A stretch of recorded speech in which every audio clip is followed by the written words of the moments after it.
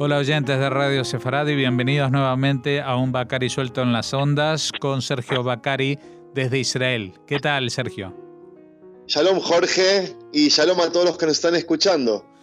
Bueno, ya saben que Sergio generalmente habla de cosas muy positivas, muy bonitas, muy alegres relacionadas con el tema de Israel, pero estamos en unas fechas muy cercanas al recuerdo de Yom HaShoah, que es el día del Holocausto que se celebra en Israel, que no coincide con el que muchos años después se estableció en Naciones Unidas del 27 de enero. El día del Holocausto en Israel está vinculado al levantamiento del gueto de Varsovia en el año 1943 y es un poco el puente justo una semana después de Pesaj y una semana antes del Día de la Independencia. Así que con estos componentes es el ambiente que se va a vivir en Israel. Y Sergio Bacari nos va a traer un testimonio que él grabó y vivió y que está todavía viva esta persona, ¿no? Sí, se llama Menachem Bandel y todavía está viva. Te voy a comentar después sobre el testimonio de esta persona. Como bien tú dijiste, mañana a la noche comienza en Israel un día de duelo triste. Primero quiero hacerte una introducción de más o menos cómo lo vivimos en nuestras casas en Israel, que siempre es lo que a ti te gusta escuchar. En Israel los lugares de diversión estarán cerrados y las familias, luego de presenciar algún acto de conmemoración, estaremos en nuestras casas frente a la televisora mirando películas o documentales relacionados a ese día. Nosotros conmemoramos, si lo traduzco literalmente, el Día del Holocausto y la heroicidad, no solo del Holocausto. Nosotros se le dice Yom HaShoah Be'Gvura. Como bien tú dijiste, se festeja mañana y no el 27 de enero, porque los judíos pioneros, incluso antes de que haya nacido el Estado de Israel, habían elegido el 27 del mes de Nisan, que vendría a ser el miércoles a la noche o el jueves durante el día. Ellos querían levantar la moral, digamos, de la población judía que había empezado a venir a Israel desde los campos de concentración y se sentían como que ellos marchaban hacia la muerte sin defenderse o sin luchar. Entonces trajeron el ejemplo, como bien dijiste, del gueto de Varsovia, para mostrar al judío combatiente que no se rinde fácilmente. El acto principal en Israel va a tener lugar el miércoles a las 8 de la noche, como todos los años en la explanada del Museo del Holocausto en Jerusalén, que se llama Yad Vashem, y al otro día a las 10 de la mañana se escucharán los cielos de todo el país sirenas de guerra en recuerdo a todos los héroes. Muchos israelíes y judíos de todo el mundo, por si alguien todavía no sabe, estarán marchando paralelamente en Polonia, un sendero que ya es tradición. Este año cumple 30 años y es conocido como Mitzad HaHaim, la marcha por la vida. Pero bueno, sí vamos a hacerle, yo decidí hacerle homenaje al padre de una amiga mía que se llama Efrat Mandel Puberans, amiga de hace muchísimos años. Su padre tiene 93 años y aún está lúcido. Vive con su esposa en la calle Gaza, en Jerusalén, en Jerusalén, y pienso ir a saludarlo, como es mi costumbre, el jueves a la mañana, antes de que escuchemos la sirena. Hace un par de años tuve una serie de encuentros íntimos con él y pude redactar directamente desde su boca una compilación de, Jorge, estremecedores testimonios sobre su vida. Lo que voy a hacer ahora, lo que vamos a hacer en este programa es leer el prólogo de aquellos relatos, que así por lo menos yo los dividí, y después vamos a invitar a nuestros oyentes que estén interesados a leer el resto de su historia en los links que les vamos a adherir en las fotos de este reportaje. Menachem me pidió que yo titulara su relato y le contarás a tus hijos, que es una oración sacada de la Agadá de Pesaj que hablamos la semana pasada. Menachem Mendel hoy tiene 93 años y cuando yo le hice este reportaje él tenía 91, recién cumplidos. Y el relato dice así, ahora hablo con la voz de Menachem. Yo tenía 23 años aquel día de mayo de 1948, cuando decidimos entrar a conquistar la ciudad vieja de Jerusalén durante la Guerra de la Independencia. En una fila recta de 7 soldados, caminábamos en puntas de pie para que nadie nos escuche. En un momento, David, que estaba delante mío, tercero en la fila, sintió la punta de mi arma en su espalda y se asustó. Aprovechó mi pequeño error para castigarme y en una décima de segundo hizo un movimiento que lo ubicó detrás mío. Nadie quería estar adelante. Teníamos mucho miedo. Éramos soldados sin mucha preparación y a mí me temblaban las piernas al ver solo 2 espaldas delante mío. Recibimos la orden de activar las granadas antes de saltar a un pozo y me acuerdo que con la granada en la mano apareció por nuestra derecha un árabe con una ametralladora. En una forma exacta de arco nos disparó a los 7 soldados. Al primero y al último de la fila los hirió en los tobillos, al segundo y al séptimo en las rodillas, a mí y al sexto cerca de la cintura. David recibió la bala directamente en el corazón. Falleció en el lugar, en mi lugar.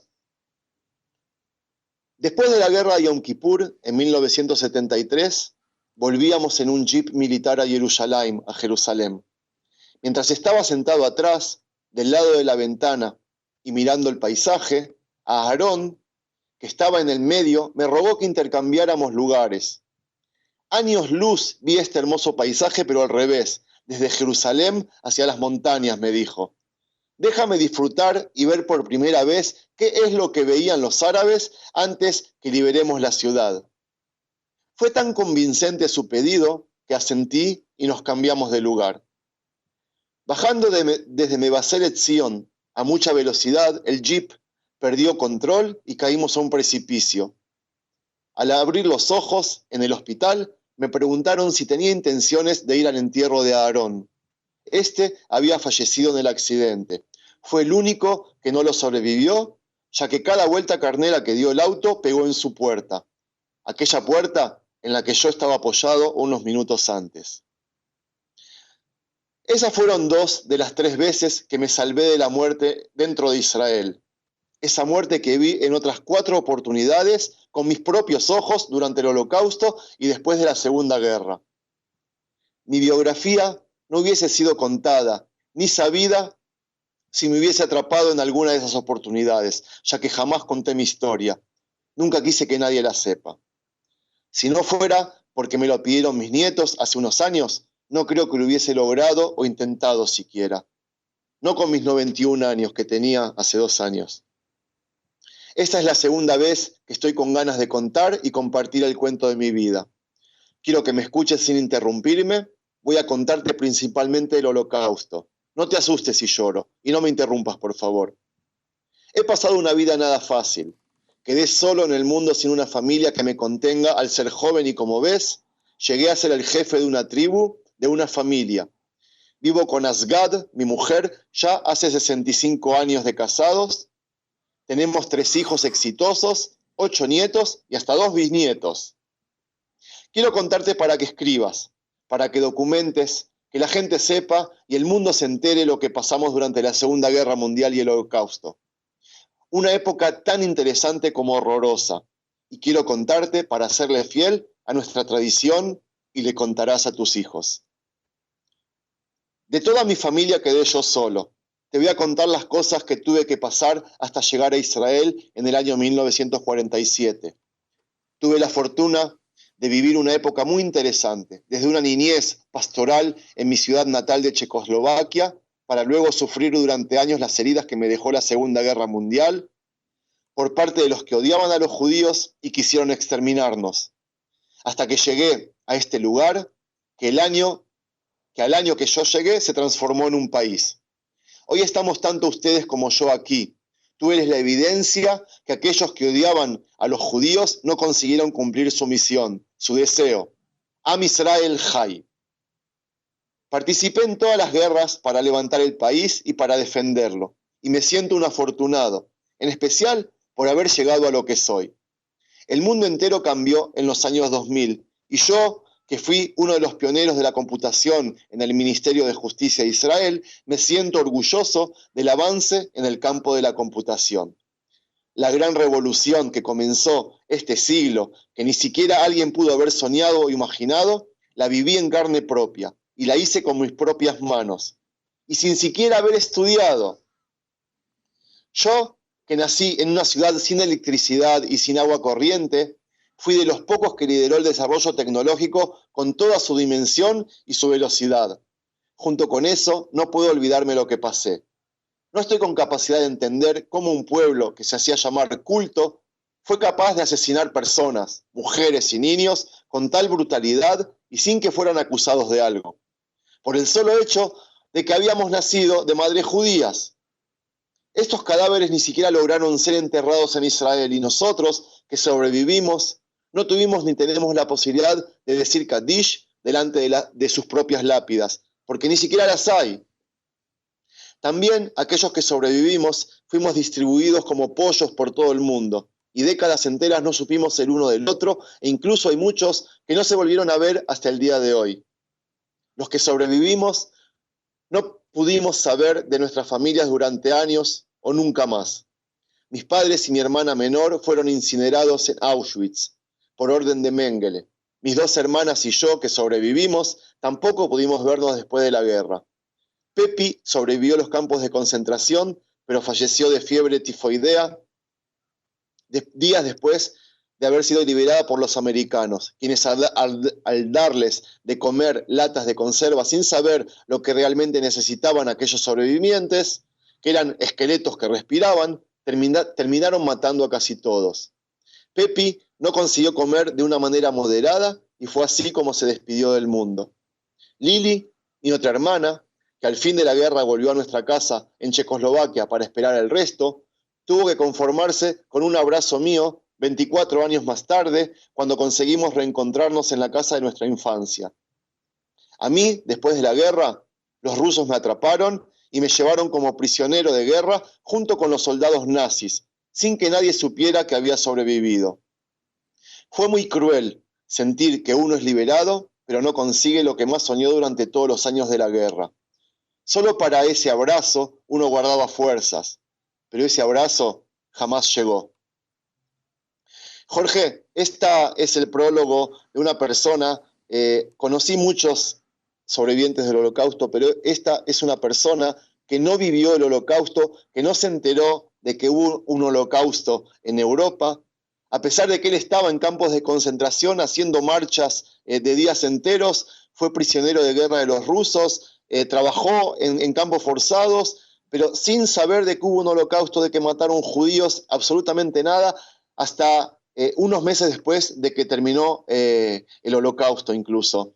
Todo eso él lo sigue relatando después, como dijimos en los relatos que pusimos abajo, y yo invito a toda persona a que los lea porque es un documento súper interesante y súper importante. Y bueno, ese es el prólogo que quería transmitir en este programa para todos los que nos estuvieron escuchando.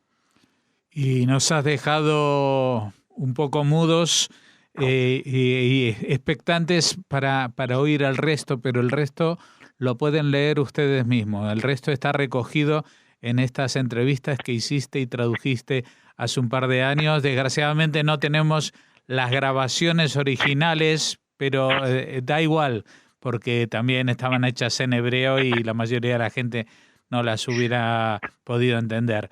Pero sí que otra vez aprovechamos para recomendarle a la gente que entren a través de estos enlaces y sigan leyendo la historia de Menahem. Y a ti, como siempre, antes de despedirnos, quisiéramos guardar este último minuto para tu mensaje habitual.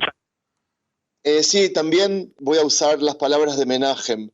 Él dijo así: hace 2 años mis nietos me preguntaron sobre mi pasado, sin saber que yo ocultaba algo. Les dije que cierto viernes les contaría, pero que quería que estén todos juntos, toda mi tribu. Y en esa reunión familiar con todos, esposa, hijos, nietos y bisnietos, les conté lo que te estoy contando a ti ahora. Asgad, mi esposa, que me conocía 67 años, no lo podía creer. Lloraba en cada relato, especialmente cuando yo lloraba. Mis hijos y mis nietos se quedaron boquiabiertos y trataron de llamarme héroe. La verdad que me sorprendí de mí mismo. Me guardé los detalles 70 años en un lugar de mi memoria, y llegó el tiempo de sacarlo antes de morirme. Siento un alivio, y más sabiendo que de ser apodado Jabón pasé a ser apodado héroe. Yo les dije lo mismo que a ti. Tuve mucha suerte durante esos años, ni héroe ni agudaz. Era un trapo de piso que no sobrevivió, sino que se salvó como si fuera una ruleta. La suerte me acompañó toda la vida. Tengo 91 años y mirá qué nivel de vida tenemos. Soy el jefe de esta tribu ejemplar. Y esa es mi herencia y mi agradecimiento a la naturaleza que me permitió vivir la vida desde el comienzo y hasta el final, a pesar de todos los contratiempos. Bueno, con estas palabras no tenemos absolutamente nada que agregar, ni tú ni yo, y esperamos que los oyentes esta vez sean un poco activos en el sentido de entrar en estos enlaces. Yo sé que generalmente es mucho más cómodo que alguien te lo cuente, pero en este caso tendrán que leerlo, y lo que escucharán o lo que leerán es lo que le pasó a una persona, una sola persona, de entre los millones, los pocos cientos de miles que sobrevivieron. Imaginemos las historias que nos podrían y nos deberían haber contado los 6 millones que han desaparecido. Es increíble. Muchas gracias. Es una historia que no tiene fin, que sigue todo el tiempo, porque los problemas de menaje no empezaron cuando empezó, por supuesto, unos años antes de la guerra, pero si alguien se cree que se terminaron cuando terminó la guerra, toda la odisea que tuvo que pasar para llegar a Israel, y cuando llegó a Israel que lo deportaron de vuelta, bueno, no quiero contar mucho, pero como que tuvo que lucharla en la vida mucho después también de haber finalizado la guerra, y realmente lo recomiendo. Gracias por la atención, Jorge, y saludos a todos los que nos escucharon. Nosotros también le damos las gracias a los que nos escuchen y que lean este testimonio.